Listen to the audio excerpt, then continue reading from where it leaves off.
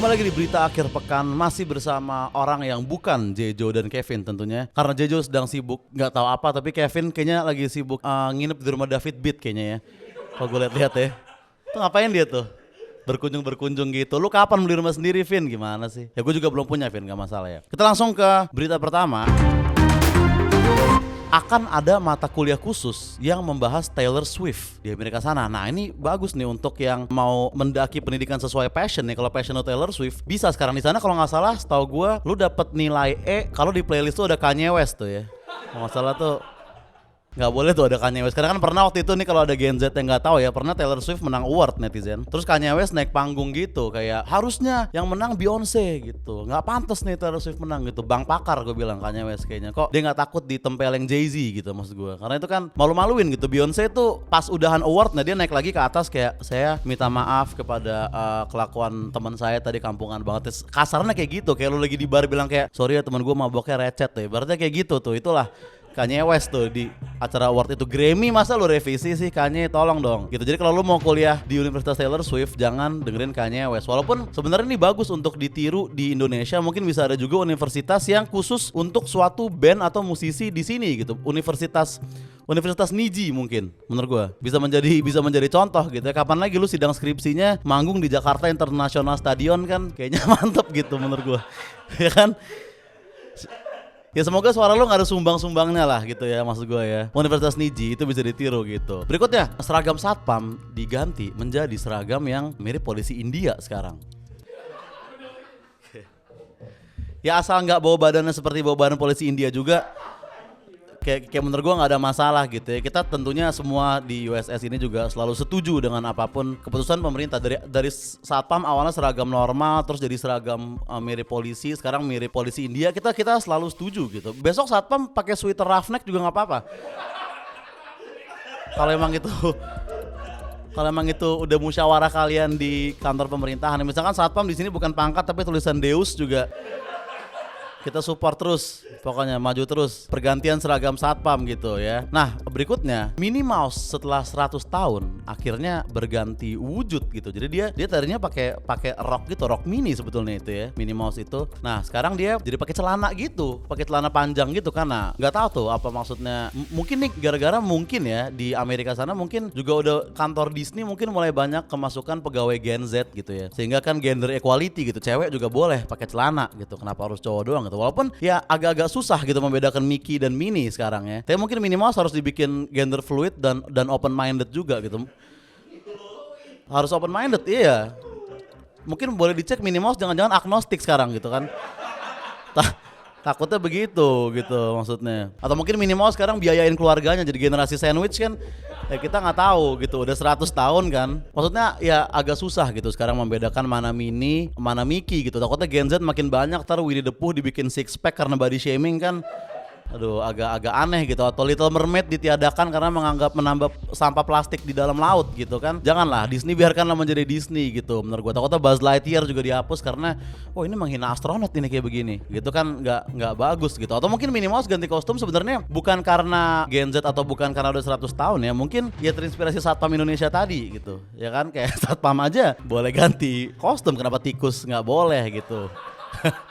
Ya kan tikus juga punya ya selera fashion maksudnya gitu.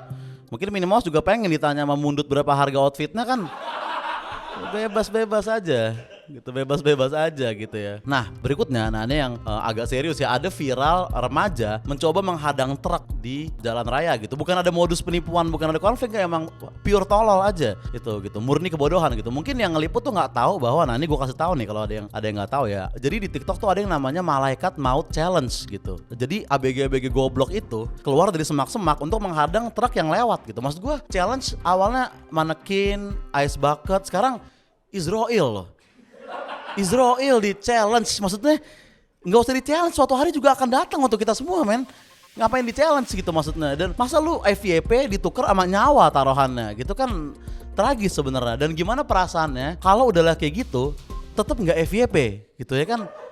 Kasian banget lu udah menantang malaikat maut, kalah sama anak SMP Pargo ya kan. Ya, aduh tragis banget gitu. Malaikat maut challenge tolong itu di-banned dari TikTok. Karena gue kira tuh udah gak ada ya, tapi ternyata sampai sekarang masih ada yang memainkan malaikat maut challenge itu. Itu challenge paling brutal yang ada di TikTok. Dan ya sopir-sopir truk ngantuk kan kasihan gitu. Mana dia sangka lagi begadang tiba-tiba ada ABG yang muncul depan truknya ya tanpa motivasi apapun demi ngincer EVP doang. Tolong lah, itu benar-benar goblok banget malaikat maut challenge gitu ya. Nah berikutnya ada ibu-ibu berkerudung mencolong tas ibu-ibu lain di masjid. Jadi pas ibu-ibu lain sujud, dia ngambil tasnya gitu. Di tengah-tengah sholat dia nyolong gitu. Nah mungkin ya Coki Muslim dan McD ini bisa minggir dulu ya, karena kita udah mendapatkan ini the real penista agama nih ya kan.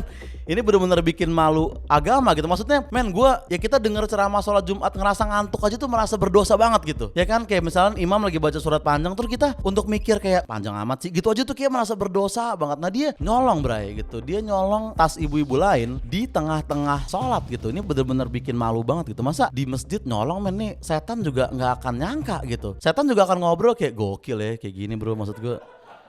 Di zaman Rasul kayaknya nggak ada ya bro ya juga. Setan akan ngobrol gitu. Maksudnya nih kalau Fir'aun lihat juga akan direkrut jadi tim kreatif gue rasa. Orang-orang kayak gini gitu, kayak oh kamu yang nolong di masjid kemarin ya, respect.